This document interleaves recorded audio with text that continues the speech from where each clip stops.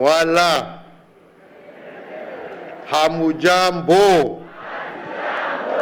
Na Machakos je, muko? Asante sana. Mbele ya nisome, ni vizuri niseme ya kwamba siku ya leo ni siku muhimu sana kwa taifa letu na kwa wananchi wa Jamhuri ya Kenya. Nimesikia kidogo Gavana Kivutha akisema kwa nini jameni Machakos? Kwa nini Masii?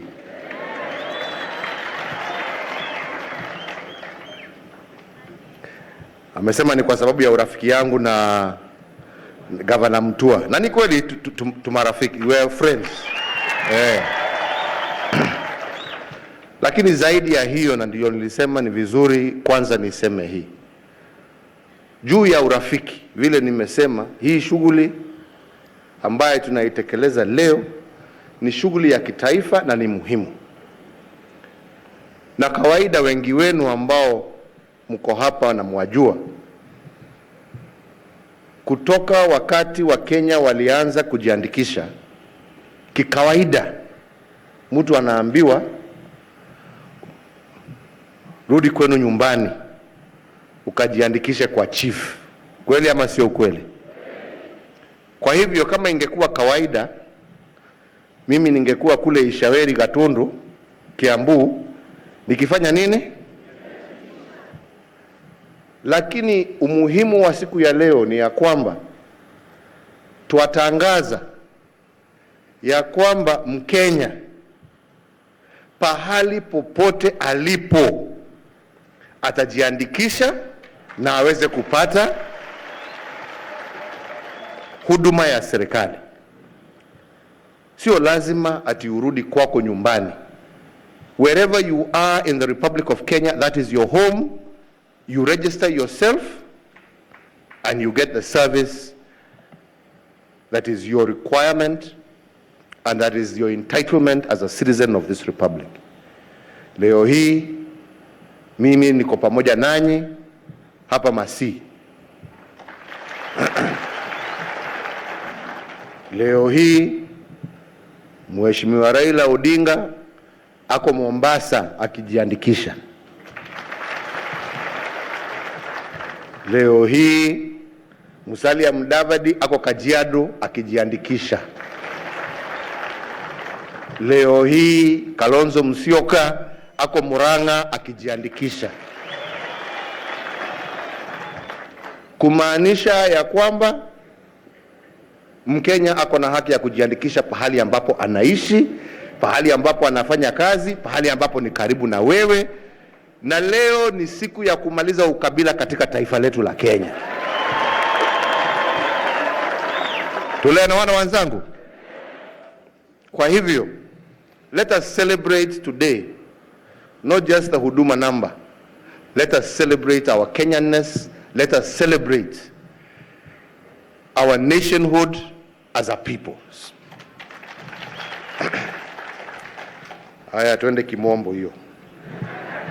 Fellow Kenyans, it is a pleasure to join you today and to launch this exercise that will transform civil registration and data management in our country. Today's launch is actually the culmination of a journey that started well over 100 years ago. Registration of births and deaths was introduced in Kenya in 1904, but for many years, very few Kenyans were registered. Since then, we have progressively made the civil register more comprehensive and more useful to Kenyans.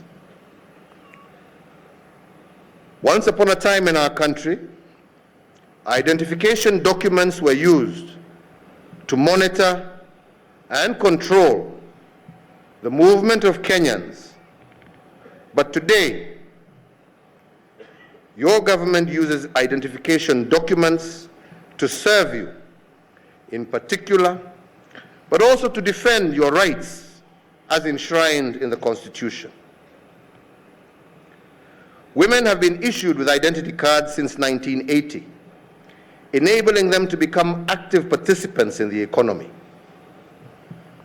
Ladies and gentlemen, the National Integrated and Identity System, which we are launching today, kicks off a national process of biometric registration of all Kenyan citizens and foreign nationals residing in the country. It builds on the Integrated Population Registration System, commonly referred to as IPRS, which has provided a platform to link civil data maintained under different frameworks, but has proved inadequate to meet the needs of a growing economy, including e-commerce, and an increasingly sophisticated citizenry who seek a broad and complex package of services from their government.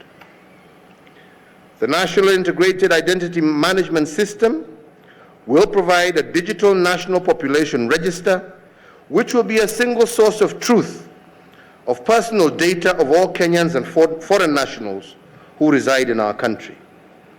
It will integrate personal and functional data that is scattered in many government agencies into one single identity, which we are referring to as the Huduma Namba, and which will be used at all stages of one's life, from birth to death. Ladies and gentlemen, there are several reasons why government is making this extraordinary effort to undertake biometric registration for every born or living Kenyan. First, it is established practice all over the world to register births and deaths.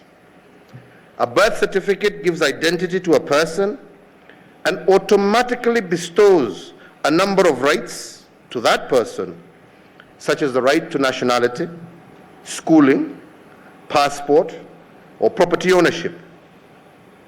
Similarly, a death certificate enables the family of the deceased to transfer his estate.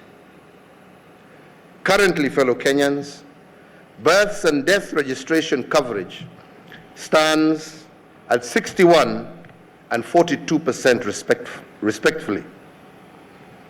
We are harnessing today our advanced technological capabilities to register everyone through the integrated digital civil register. Second, registration is vital for national planning. As Governor Ngilu has said, we need accurate, comprehensive, and up-to-date records to address issues such as the diseases and injuries that are causing premature deaths, monitoring progress towards our development goals, including the Sustainable Development Goals, and to ensure that no one is left behind through better targeting of our social safety net programs. An integrated database is critical in this regard. Third, the National Integrated Identity Management System will facilitate faster and more effective implementation of our Big Four agenda.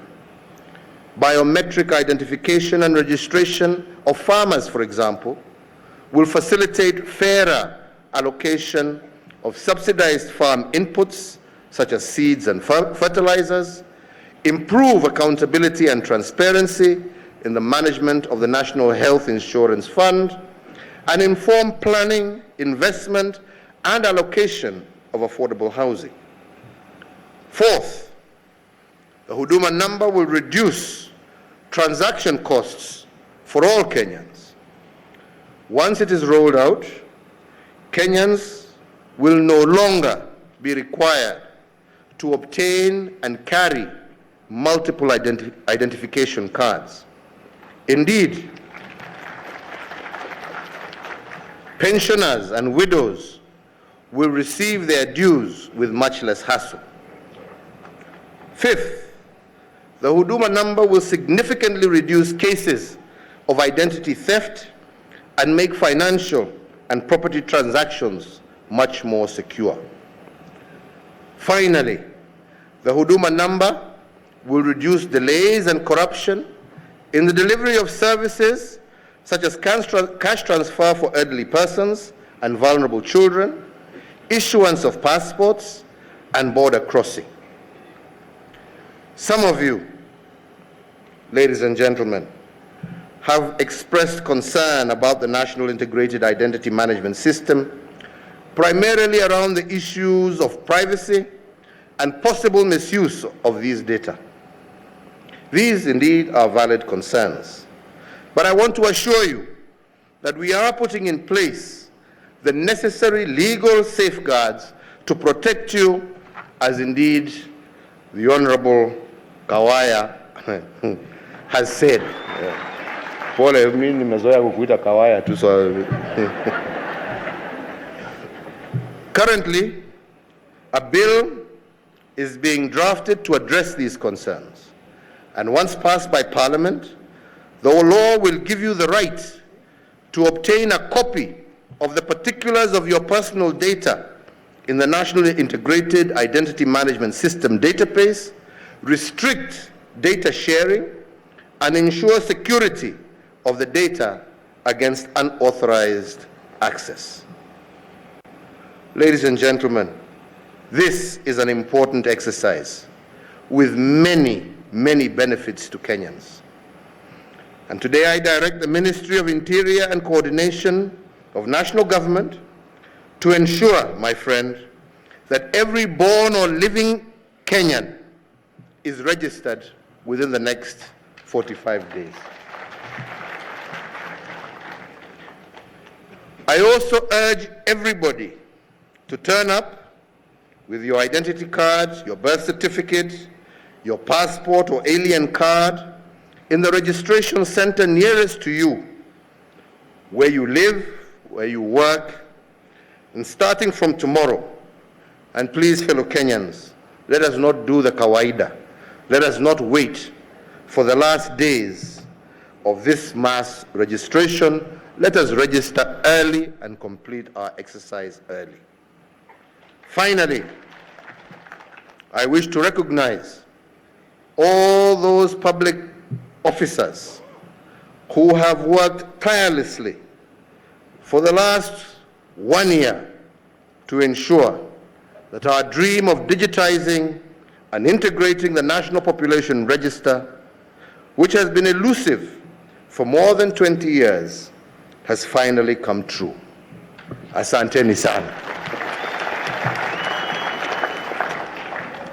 Wenzetu, nirudie tu kidogo. Hii shughuli ni muhimu. Na sio muhimu kwa serikali, ni muhimu kwa maisha yako, wewe kama Mkenya pahali popote ulipo. Wenzetu, wengi hapa, muwajua shida ambao Wakenya wanapata, hata kupata either ID ama passport. Kweli ama sio kweli? Si ni kweli? Unaenda kutafuta kitambulisho kwa sababu umeenda kutafuta kazi na umeambiwa kama huna kitambulisho huwezi upate. Ukienda kwa center unaambiwa wapi birth certificate? Birth certificate huna, kwa sababu labda mzazi alipoteza. Alafu unaambiwa basi kama unataka kitambulisho kwenda walete wazazi. Unaenda kutafuta wazazi, labda mzazi amekufa. Alafu sasa unaambiwa basi nenda nyumbani ulete barua ya chief. Kupata kitambulisho tu na wewe ni kazi ulikuwa unatafuta. Tunaelewana wenzangu? Sasa tukiwa tumejiandikisha na uko na namba yako, hakuna ofisa wa serikali ako na haki ya kukuitisha mambo haya yote. Ukienda kuandikisha mtoto wako kwa shule, utatoa namba yake peke yake. Wakati wako ukifika wa kupata kitambulisho, utapata pahali ulipo kwa kupatia namba tu, dakika 5 upatiwe kitambulisho. Ikija ni driving license unatafuta, ukishapita mtihani wa kupeleka gari, driving license unapata hapo hapo. Ikija ni passport ya kutembea nchi za ng'ambo, namba yako peke yako yatosha kupatiwa passport yako. Ikija ni mambo ya unataka NHIF au mambo mengine, namba yako peke yake ndio inatakikana. Hii mambo ya kuwa unabeba kibeti imejaa makadi huko ndani, sijui kadi ya hii, sijui kadi ya hii, kadi ya hii, kadi ya hii, hiyo iwe ni historia. Wewe unabeba kadi moja na hiyo ndio inakutambulisha kama Mkenya. Na wenzetu, tusikubali kupotoshwa na wachache.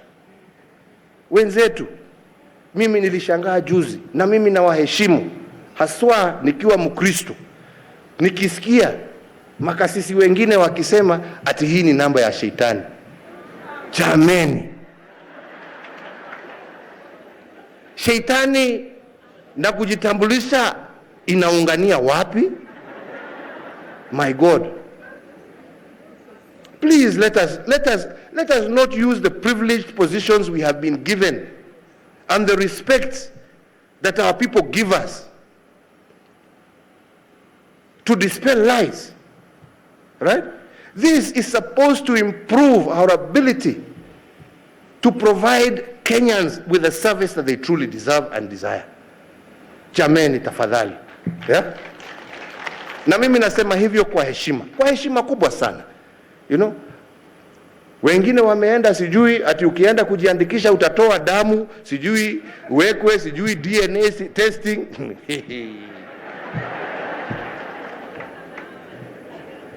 Ati mzee anaambiwa ukienda kujiandikisha, sasa kama wewe uko na mpango ya kando, mtoto atajua baba yake ni nani.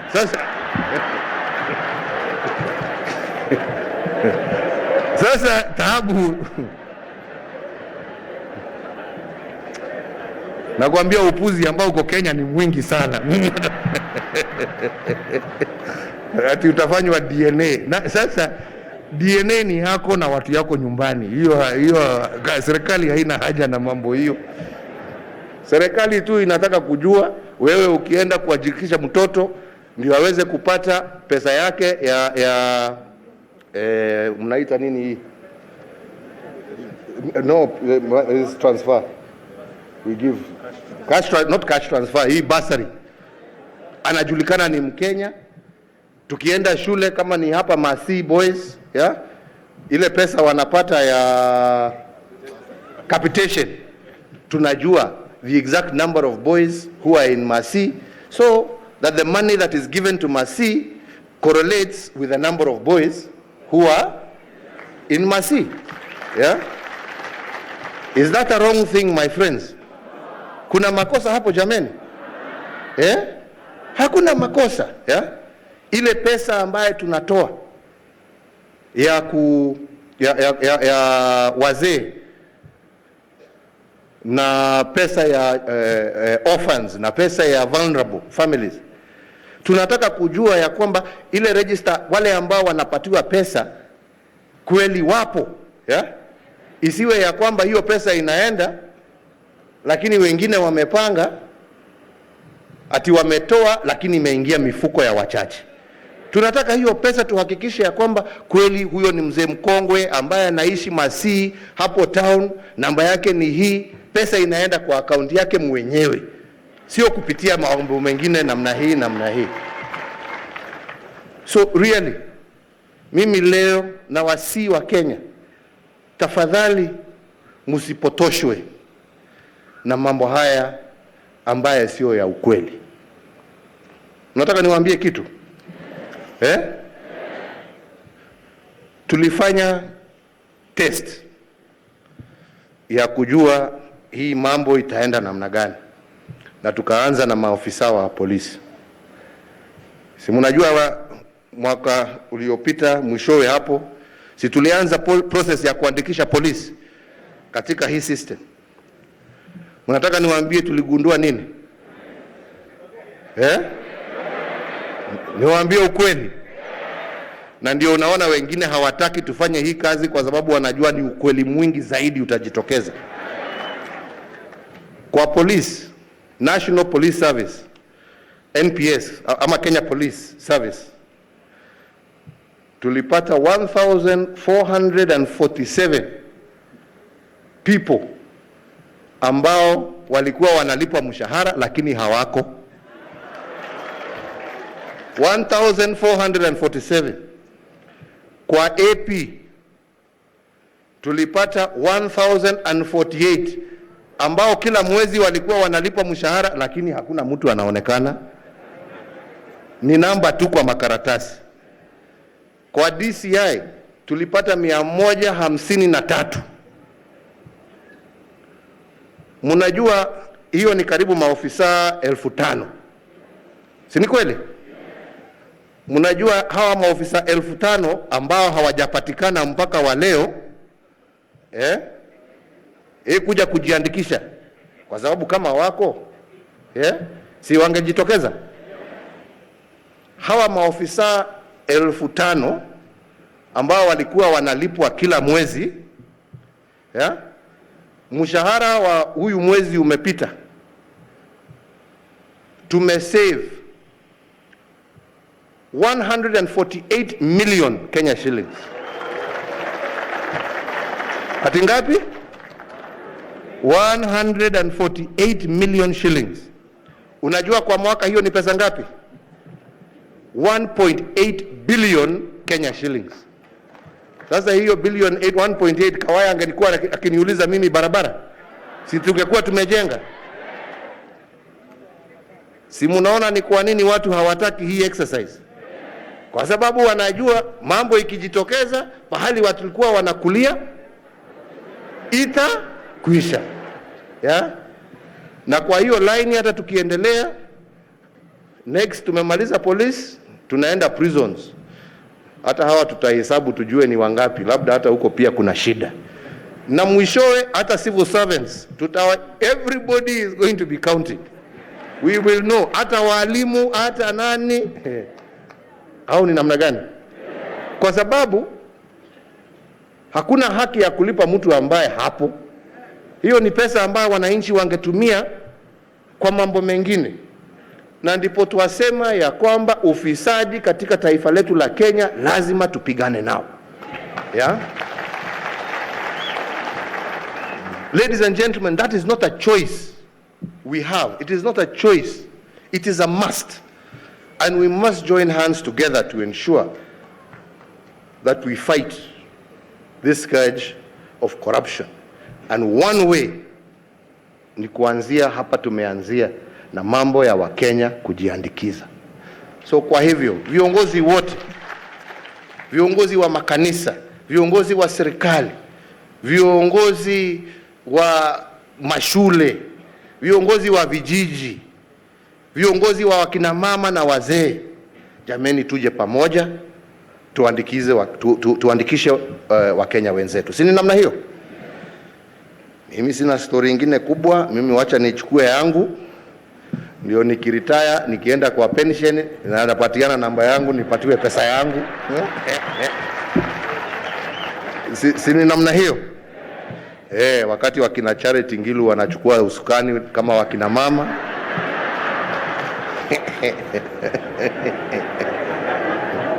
Lakini Charity, sasa wewe unasema mimi ninapinga. Mimi sipingi. Unajua mkiangalia data ya Kenya, unajua wakina mama nyinyi ndio wengi. Sasa mnalaumu nani jameni? Na nyinyi si ni nyinyi mnapiga kura? Mnapigia Kawaya, mnapigia my friend here Makueni 1, mnapigia Mutua, mnanipigia. Ni kumaanisha ya kwamba tunafanya kazi jameni, hata sisi. Au ni namna gani?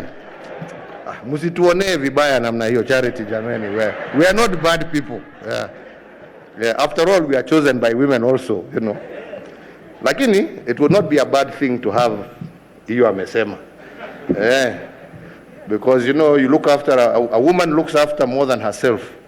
She looks after a family, and when you look after a family, you're looking after the nation. Kwa hivyo we wish you every success.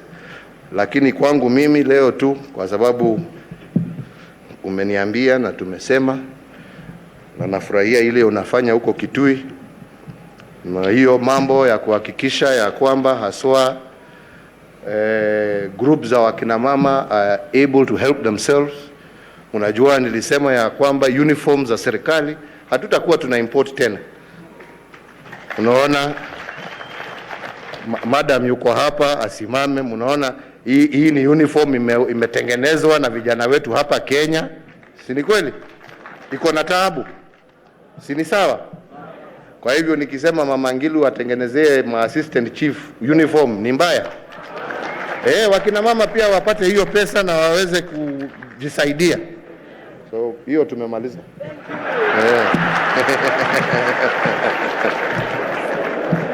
Kwa hayo machache na mengi nasema Mungu awabariki, na tena naomba kila Mkenya pahali alipo jitokeze, mujiandikishe, tujenge Kenya. Asanteni sana. Asante sana Mheshimiwa Rais. We most humbly request Your Excellency